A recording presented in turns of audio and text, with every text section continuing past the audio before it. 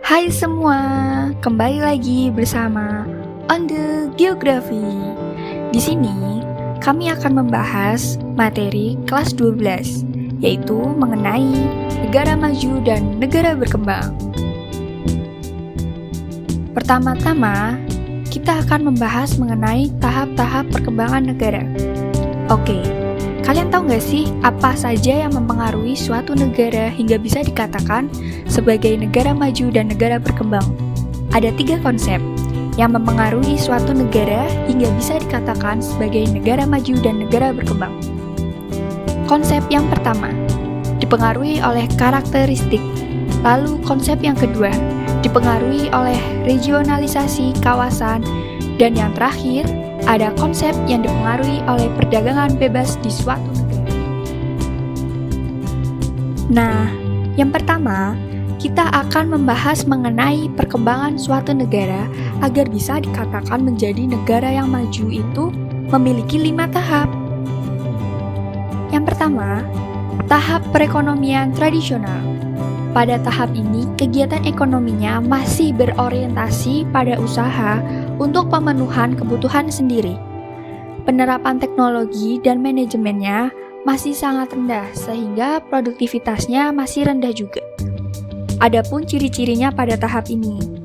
Yang pertama, tingkat produksi dan produktivitasnya per pekerja masih sangat rendah, karena minimnya ilmu pengetahuan dan pemahaman mengenai teknologi modern. Lalu, mata pencarian penduduk sebagian besar di sektor pertanian. Selanjutnya, ada struktur sosial masyarakatnya masih bersifat hierarkis dan masyarakatnya masih cenderung statis, sehingga kemajuan yang dicapai sangat lambat. Yang kedua, ada tahap pralepas landas. Pada tahap ini, biasanya terjadi karena adanya campur tangan dari luar, yaitu dari masyarakat yang lebih maju. Tahap ini adalah masa transisi di mana masyarakat mempersiapkan diri untuk mencapai tahap lepas landas. Prasyarat yang harus dipenuhi untuk dapat lepas landas yaitu adanya perubahan-perubahan yang cukup mendasar di bidang ekonomi, bidang politik, bidang sosial, bidang budaya, dan sistem nilai. Pada masa transisi ini merupakan masa yang penting supaya berhasil pada tahap lepas landas. Lalu, ada tahap yang ketiga, yaitu tahap lepas landas atau take off. Pada tahap ini, perekonomian mampu tumbuh dan berkembang dengan kekuatan mandiri. Tahap ini, masyarakat sudah mulai penerapan teknologi dan manajemen modern. Selain itu, terjadi perubahan drastis di bidang sosial maupun politik, dan terciptanya kemajuan ekonomi yang pesat karena inovasi dan terbukanya pasar baru. Semua itu dapat meningkatkan investasi yang selanjutnya dapat mempercepat laju pertumbuhan pendapatan nasional di atas tingkat pertambahan penduduk. Ciri-ciri negara yang sudah lepas landas. Yang pertama, meningkatnya jumlah investasi kurang lebih 5% menjadi lebih dari 10% dari produk nasional neto. Yang kedua, laju pertumbuhan beberapa sektor industri yang tinggi sehingga dapat memacu sektor-sektor lainnya. Yang ketiga, terciptanya suatu rangka dasar politik, sosial, dan lembaga-lembaga yang menyebabkan pertumbuhan dapat berlangsung terus, didukung dengan penggunaan sumber modal dalam negeri, serta masa lepas landas biasanya berlangsung dalam kisaran waktu 20 tahun. Pada tahap keempat, yaitu tahap kedewasaan atau maturity. Pada tahap ini, masyarakat mulai berkembang secara efektif menggunakan teknologi modern. Pada sebagian besar faktor produksi dan kekayaan alamnya sudah menggunakan teknologi modern. Pada masa ini, sektor-sektor ekonomi berkembang pesat dan leading industrinya mengalami kemunduran. Walaupun pertumbuhan ekonominya tidak setinggi pada tahap lepas landas, namun pertumbuhan diimbangi dengan hal-hal kualitatif, sehingga perekonomian makin kuat dan mandiri. Setelah tahap lepas landas, kemajuan akan terus bergerak walaupun kadang terjadi pasang surut. Industri berkembang dengan pesat dan mulai memproduksi barang-barang yang tadinya impor. Pada tahap ini terjadi 3 perubahan penting, yaitu tenaga kerja menjadi lebih terdidik, watak pekerja berubah dari pekerja kasar menjadi manajer yang efisien dan berwatak halus serta sopan. Dan yang terakhir, masyarakat mulai jenuh dengan kemajuan industri dan mulai menginginkan sesuatu yang baru. Yang terakhir, pada tahap kelima, yaitu tahap konsumsi masa tingkat tinggi atau high mass consumption, merupakan tahap tingkat konsumsi masyarakat sudah sangat tinggi, terutama konsumsi energi. Hal ini dapat dilihat dari kegiatan masyarakat Eropa Barat, Amerika Utara, dan Jepang. Ciri-ciri pada tahap ini, yang pertama, angkatan kerja memiliki jaminan yang lebih baik. Yang kedua, tersedianya konsumsi bagi rakyat yang semakin memadai. Yang ketiga, negara mencari perluasan kekuatan di mata dunia. Karena pendapatan masyarakat yang meningkat, konsumsi tidak lagi terbatas pada kebutuhan pokok, tetapi meningkat kebutuhan yang lebih tinggi. Pada tahap terakhir ini merupakan ciri-ciri dari sebuah masa yang ideal di masyarakat hidup nyaman sehingga terdapat kecenderungan untuk menambah jumlah keluarga sehingga penduduk akan meningkat. Selanjutnya, kita akan mempelajari tentang indikator serta persebaran negara maju dan negara berkembang yang ada di dunia. Salah satu cara untuk bisa mengetahui apakah suatu negara dapat dikatakan sebagai negara maju atau negara berkembang adalah dengan melihat kondisi negara tersebut berdasarkan indikator-indikator klasifikasinya. Terdapat 8 indikator yang sering digunakan secara umum, yaitu pendapatan per kapita, pertumbuhan penduduk, kesempatan kerja, pemanfaatan lahan, tingkat pendidikan, tingkat kesehatan, angka harapan hidup, dan kemajuan teknologi. Pendapatan per kapita mencerminkan tingkat kemakmuran dan kesejahteraan suatu negara. Oleh karena itu, negara maju memiliki pendapatan per kapita yang tinggi. Begitu pula sebaliknya, negara berkembang memiliki tingkat pendapatan per kapita yang rendah. Pertumbuhan penduduk. Pertumbuhan penduduk dapat diartikan sebagai bertambah dan berkurangnya jumlah penduduk suatu negara. Pada umumnya, negara maju memiliki tingkat pertumbuhan penduduk yang lebih rendah apabila dibandingkan dengan negara berkembang. Hal ini dapat dipengaruhi oleh mindset atau pola pikir dari warga negara tersebut. Di negara maju, warganya cenderung memiliki lebih sedikit anak karena mereka tahu besarnya tanggung jawab dalam merawat anak mereka agar bisa menjadi penerus bangsa yang baik. Sedangkan di negara berkembang, masih banyak warganya yang menerapkan pola pikir banyak anak, banyak rezeki. Kesempatan kerja. Negara maju memiliki kesempatan kerja yang luas dan beragam dikarenakan telah tersedianya berbagai infrastruktur yang memadai serta tingginya tingkat perekonomian yang telah terjadi, sehingga hampir semua bidang telah tersedia dan memiliki lowongan pekerjaannya masing-masing. Berbeda dengan negara berkembang di mana kesempatan kerjanya masih rendah dan hanya terbatas di sektor tradisional seperti pertanian, perkebunan, perikanan, dan lain sebagainya. Pemanfaatan lahan. Sebagian besar lahan di negara maju sudah diolah dan dimanfaatkan untuk kegiatan perekonomian yang lebih modern seperti sektor industri, jasa, dan perdagangan. Sedangkan di negara berkembang, sebagian besar lahannya masih digunakan untuk kegiatan perekonomian tradisional seperti pertanian dan perkebunan. Tingkat pendidikan dan tingkat kesehatan. Negara maju memiliki tingkat pendidikan dan tingkat kesehatan yang tinggi karena lengkapnya infrastruktur yang telah tersedia, serta adanya kebutuhan negara maju akan sumber daya manusia yang berkualitas untuk menggerakkan roda perekonomian yang kompleks. Untuk negara berkembang, tingkat pendidikan dan tingkat kesehatannya masih lebih rendah apabila kita bandingkan dengan negara maju. Hal ini dikarenakan infrastrukturnya yang masih kurang memadai, serta kondisi ekonominya yang masih berupa perekonomian tradisional, sehingga sumber daya manusia yang tinggi masih belum sepenuhnya diperlukan. Angka harapan hidup. Negara maju memiliki angka harapan hidup yang tinggi. dan sebaliknya, negara berkembang memiliki angka harapan hidup yang lebih rendah. Angka harapan hidup sendiri berbanding lurus dengan beberapa indikator yang sudah dijelaskan tadi, seperti pendapatan per kapita, kesempatan kerja, tingkat pendidikan, dan juga tingkat kesehatan. Kemajuan teknologi. Kemajuan teknologi di negara maju terjadi dengan sangat cepat, karena sebagian besar sektor di negara maju telah berjalan secara otomatis dengan menggunakan bantuan teknologi untuk meningkatkan efektivitas dan efisiensinya. Hal ini sangat berbeda dengan negara berkembang yang kemajuan teknologinya masih tergolong lambat karena sebagian sektornya masih dikerjakan secara manual sehingga tidak menggunakan teknologi terlalu banyak.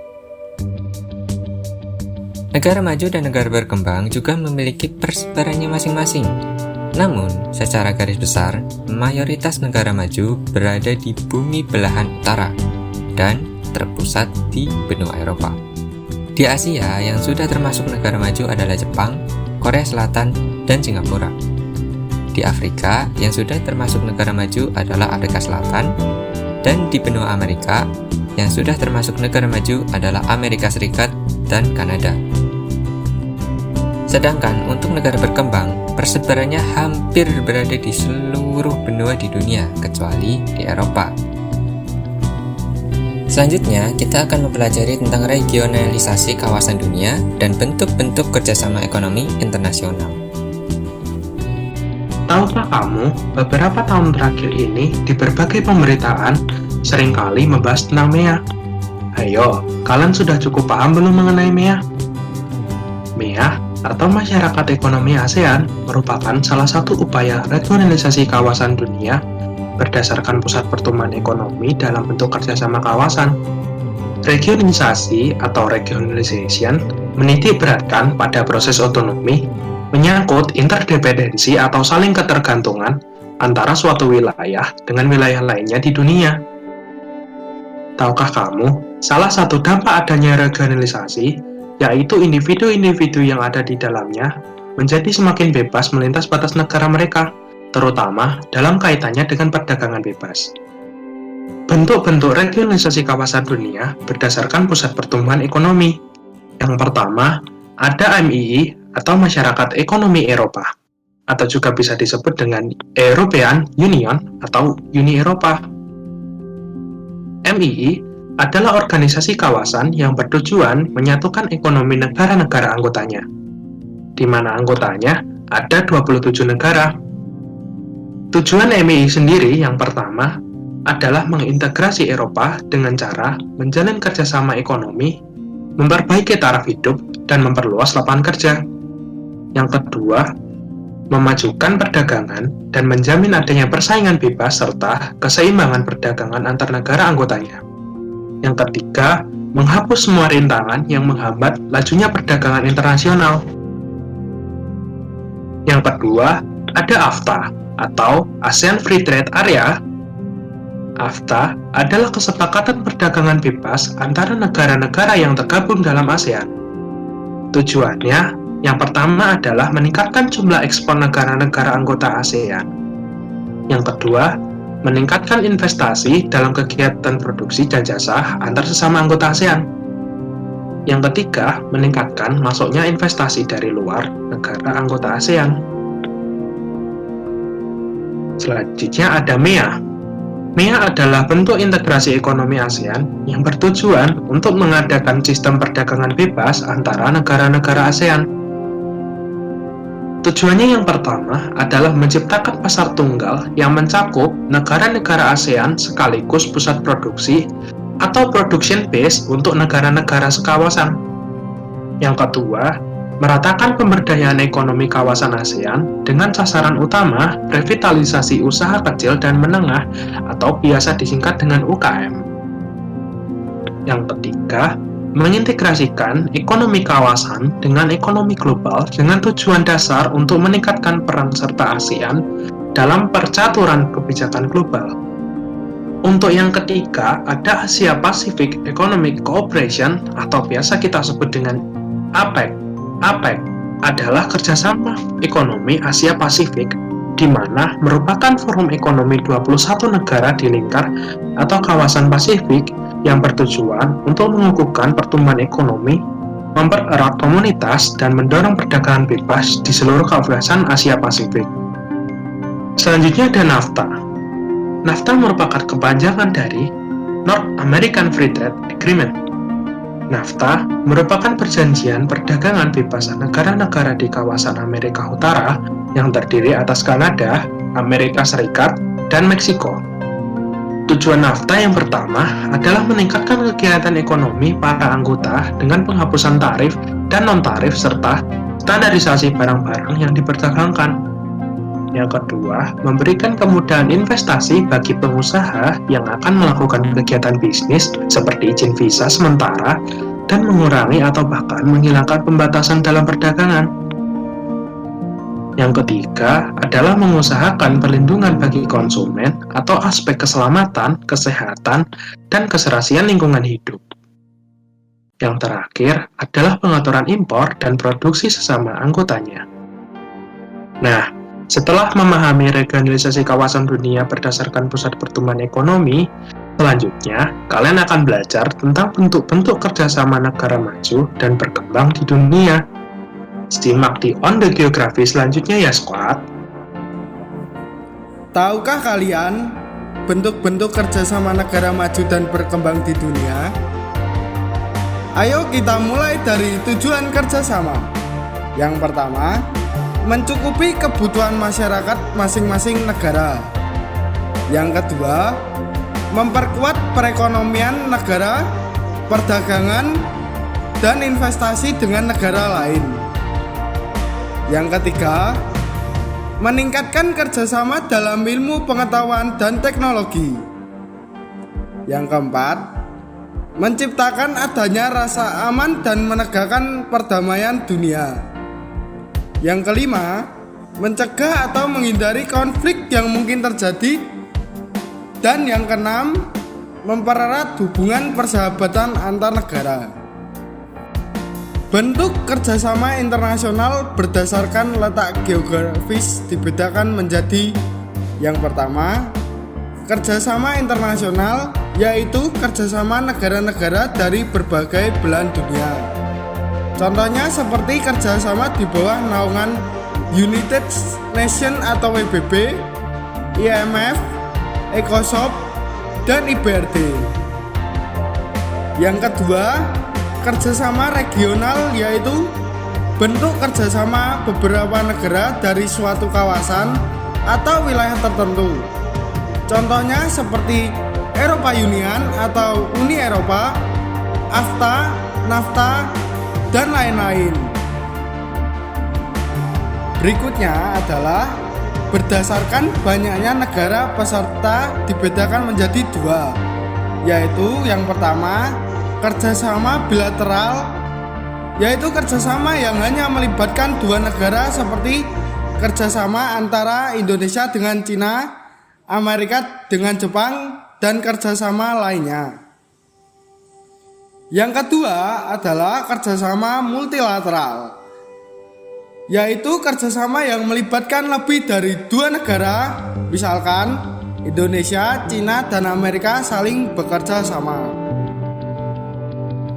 Selanjutnya, kita akan belajar mengenai perdagangan bebas negara Indonesia. Kalian tahu tidak bahwa semua negara itu tidak sepenuhnya mampu menerapkan secara penuh sistem pasar bebas loh?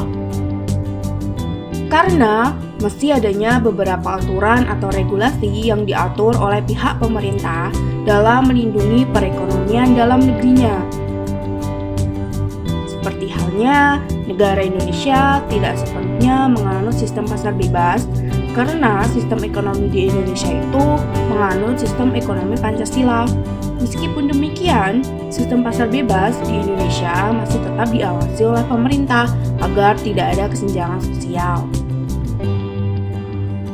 Lalu, apa sih pasar bebas itu? Pasar bebas merupakan salah satu bentuk pasar di mana segala kebijakan harga tidak ada patokan atau paksaan dari pihak lain ataupun pemerintah. Dilansir dari berita Detik, dampak pasar bebas terhadap negara Indonesia yaitu: yang pertama, meningkatnya kuantitas dan kualitas produk dalam negeri. Karena produk yang dibuat akan diekspor ke luar negeri, maka produk yang dibuat haruslah memiliki standar kuantitas dan kualitas yang tinggi, agar barang dapat diterima dengan baik oleh masyarakat luar. Yang kedua, tidak adanya hambatan dalam berdagang. Dikarenakan telah melakukan kesepakatan di awal dengan berbagai negara yang telah bergabung dalam perdagangan bebas, maka jika akan mengekspor barang ke luar negeri, maka tidak akan dipersulit oleh negara yang akan dituju. Yang ketiga, ekspor mengalami peningkatan sehingga dapat meningkatkan pendapatan nasional Indonesia. Barang-barang buatan negara Indonesia dengan kuantitas dan kualitas tinggi maka akan menjadi salah satu faktor ketertarikan masyarakat luar. Yang keempat, mendorong kemajuan ilmu pengetahuan dan teknologi. Tidak hanya dalam bentuk modal, namun juga dalam bentuk transfer ilmu pengetahuan dan teknologi. Maka banyak dari masyarakat negara Indonesia dapat melakukan studi ke luar negeri atau dapat melakukan pertukaran pelajar ke luar negeri. Yang kelima, dapat menghidupkan sektor pariwisata sehingga akan dapat menambah jumlah wisatawan yang datang ke Indonesia. Lalu apakah dengan adanya Indonesia tergabung dalam perdagangan bebas tersebut, Indonesia dapat dikatakan sebagai negara maju? Jawabannya adalah belum tentu. Karena setiap pasar bebas memiliki pandangan dan tolak ukur yang berbeda untuk mengakui suatu negara menjadi negara yang maju.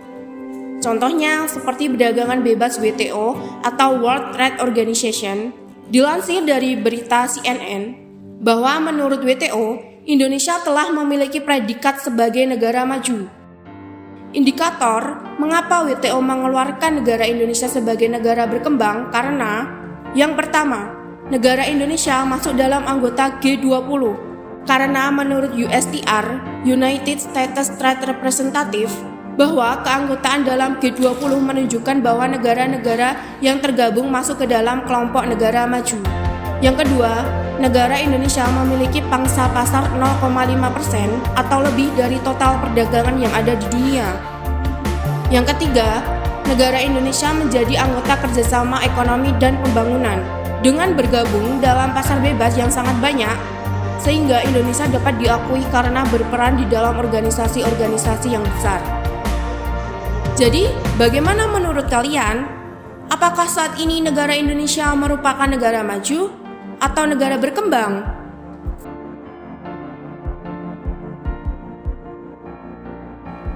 Semoga pembahasan kali ini dapat menambah pengetahuan kalian ya. Sampai di sini dulu video pembelajarannya. Sampai jumpa.